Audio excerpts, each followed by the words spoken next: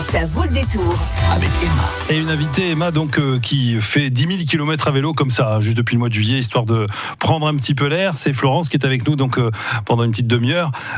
Vous avez quelque chose à déclarer avant de commencer votre chronique ? Et oui, j'ai quelque chose à vous dire, surtout à vous, Roland. Et oui, votre phrase « J'ai 24 ans, j'ai fait donc 10 000 km à vélo et je sors un livre », donc c'est la description que vous m'avez fait parvenir pour que j'écrive ma chronique. Alors déjà, bravo à notre invité.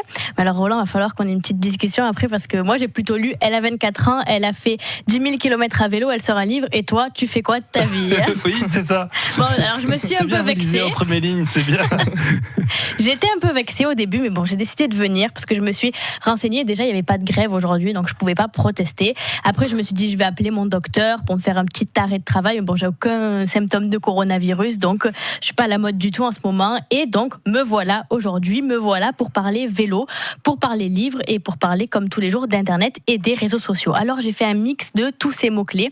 Et aujourd'hui, je vous propose de partir à la découverte d'une librairie ambulante, donc qui se déplace à deux roues et que j'ai découverte sur le réseau social Instagram. Donc, une librairie ambulante à deux roues, c'est quoi ? Eh bien, c'est tout simplement une libraire qui a décidé de faire de son vélo sa librairie.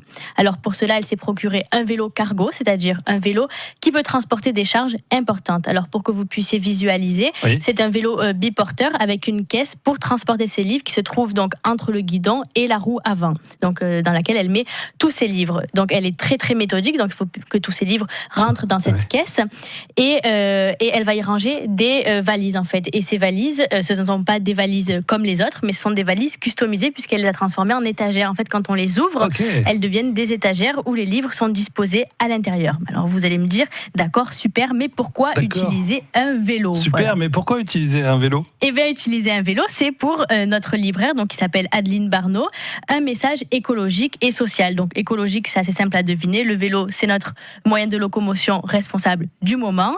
Et social, puisque le but du vélo, donc, c'est de rendre les livres disponibles à des endroits où les personnes sont isolées et loin des livres. Elles n'ont pas forcément la chance d'être au contact du monde littéraire. Donc, cette libraire, chaque semaine, elle se rend dans des AMAP. Donc, c'est des associations pour le maintien d'une agriculture de proximité. Donc, là, on est dans l'écologie.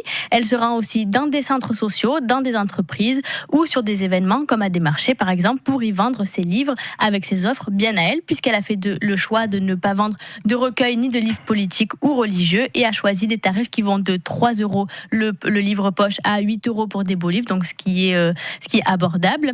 Et pour être toujours dans cette démarche écologique, ce sont seulement des livres d'occasion qui sont donnés par des particuliers. Alors aujourd'hui, notre libraire ambulante, elle est passée au stade au-dessus en se faisant construire une caravane vélo. Donc c'est un vélo qui tire une caravane en bois. Ah oui, carrément. Ah oui, vous pouvez voir ça sur ses réseaux sociaux. Donc elle s'appelle Cultureuil. Donc c'est un mélange entre culture et écureuil. Donc écureuil, c'est la petite peluche qui la suit de partout. Donc vous pouvez regarder sur Instagram et sur Facebook et vous allez voir toutes ses aventures puisqu'on peut la suivre sur ses réseaux sociaux. France Bleu Vaucluse. Retrouvez tout France Bleu sur francebleu.fr.